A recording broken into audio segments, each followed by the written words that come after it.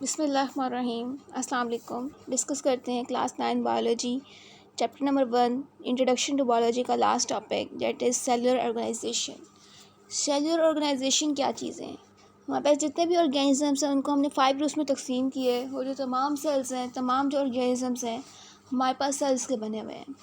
जो 5 ग्रुप्स हैं उसमें हमारे पास आ जाते हैं prokaryotes, protist, fungi, animals and plants. जो हमारे पास जो टाइप्स ऑफ सेल्स हैं वो मेजरली 2 टाइप्स ऑफ सेल पाई जाती हैं, that is prokaryotic and eukaryotic. Prokaryotic cells उनमें पाए जाते हैं जो कि होते हैं प्रोकैरियोट्स, और यूकैरियोटिक सेल्स उनमें पाए जाते हैं वो ऑर्गेनिजम्स जो कि होते हैं यूकैरियोट्स। सिंपली वो ऑर्गेनिजम्स जिनके सेल प्रोकैरियोटिक सेल्स हों वो होते हैं प्रोकैरियोट्स, वो ऑर्गेनिजम्स जिनके सेल्स यूकैरियोटिक हों वो होते हैं यूकैरियोटिक सेल्स। ये प्रोकैरियोटिक और यूकैरियोटिक का डिफरेंस हम क्लास चैप्टर नंबर 4 में जानते हैं।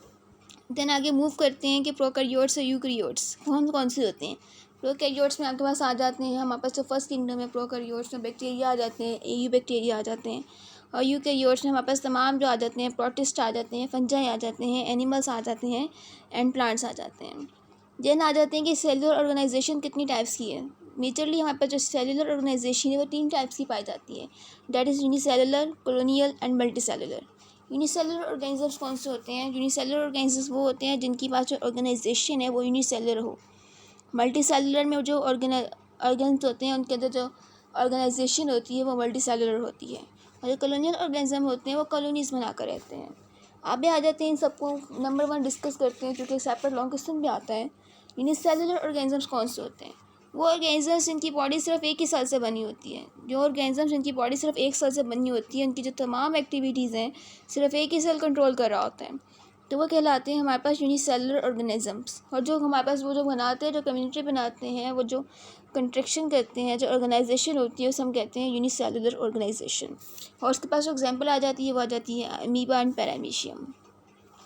देन मूव करते हैं कॉलोनियल टाइप पर। कॉलोनियल टाइप हमें क्या शो करती है?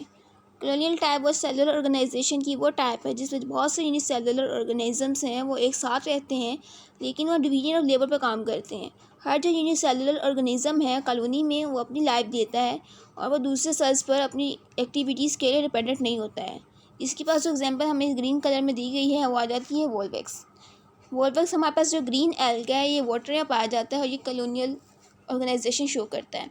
हंड्रेड्स में वोल्वेक्स सेल्स के मेक कॉलोनी बनाते हैं। अब आ जाती है multi cellular organisms. Multi cellular means उसके अंदर बहुत से सेल्स होते हैं और ये हमारी सेल थ्योरी को भी फॉलो आउट करता है।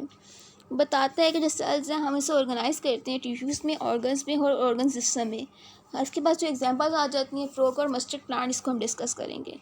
अब आ जाता है एक बोर्ड में कैसे आता है। बोर्ड में हमारे पास एज ए शॉर्ट भी आ सकती हैं तीनों एग्जांपल्स में, एज ए लॉन्ग भी आ सकता है। और लॉन्ग में भी हम इसे कैसे कवर करेंगे, तो पहले ये हेडिंग्स मैंने बना कर लिख दी हैं। अगर लोगों से ना भी जाता है तो इस हेडिंग्स को लिखकर आप इसकी हेडिंग दोगे कॉलोनियल टाइप की। कॉलोनियल टाइप को डिफाइन करूँगी। कॉलोनियल टाइप में जो ऑर्गेनिजम्स है बहुत से यूनिसेलुलर ऑर्गेनिजम्स मिलकर कॉलोनी बनाते हैं और इसमें डिवीजन और लेबर का बता देना। उसके बाद जो एग्जांपल आ जाएगी कि यहाँ पर कहते हैं कि कोई भी जो ऑर्गेनिज्म है वो दूसरे ऑर्गेनिज्म पे डिपेंड नहीं करता है और अपनी लाइफ खुद लेता है, अपनी लाइफ खुद जीता है। और जो एग्जांपल आ जाती है आपके पास वो आ जाती है वोल्वेक्स की, और जो हंड्रेड्स है वोल्वेक्स साले कॉलोनी बनाते हैं। देन आ जाएगा मल्टी सेलुलर ऑर्गेनिज्म, जिससे आपका शॉर्ट भी आ सकता है, इस लॉन्ग में भी हम कवर करते हैं।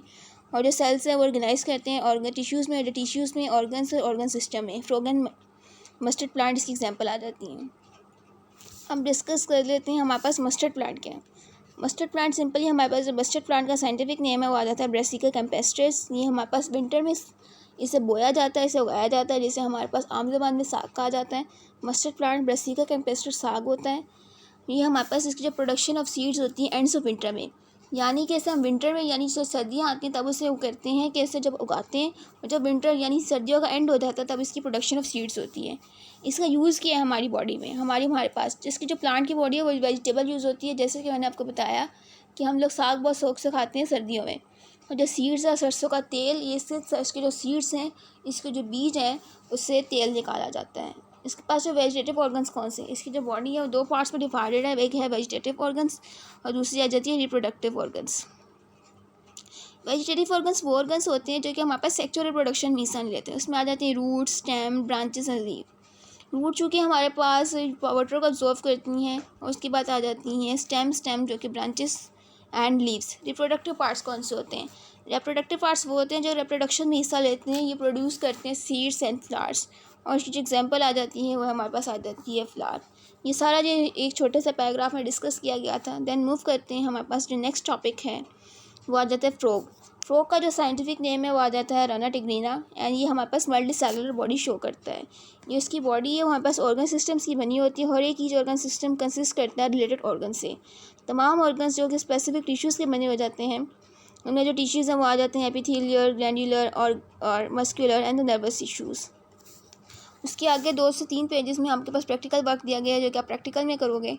इससे हमारा कोई इंटरेक्शन नहीं है प्रैक्टिकल काम से, हम सिर्फ कॉन्सेप्ट्स कर रहे हैं।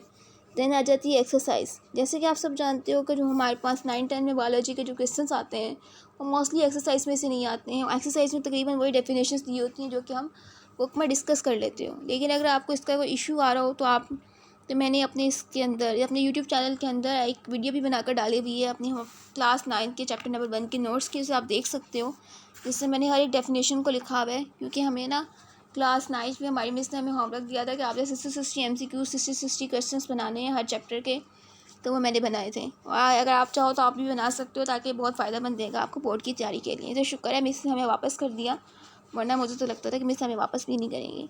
चलो हम कहाँ बात कर रहे थे, हम कह रहे थे एक्सरसाइज थोड़ी सी डिस्कस कर लेते हैं। अमीमी तौर पर एक्सरसाइज के तकरीबन तमाम क्वेश्चन हम कर चुके होते हैं। शॉर्ट क्वेश्चंस में आ जाते हैं। शॉर्ट क्वेश्चंस क्या शो करें, बायोटेक्नोलॉजी पढ़ लिया, हॉर्टिकल्चर पढ़ लिया, एग्रीकल्चर, जो टी टर्म्स ऑफ टू नो, इसमें से तकरीबन सारी टर्म्स हम पढ़ चुके हैं। लेकिन अगर आपको मुझसे कोई भी क्वेश्चन पूछना हुआ तो आप मुझसे कमेंट सेक्शन में कमेंट करके पूछ सकते हो।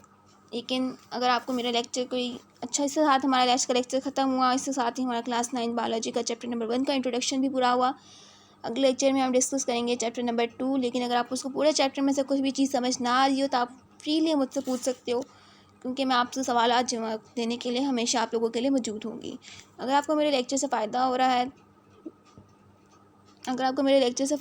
है तो इसे दूसरे बच्चों के साथ भी ज़रूर शेयर कीजिए, ताकि बाकी सब बच्चों का भी फ़ायदा हो। मुझे सुनने के लिए आप सबका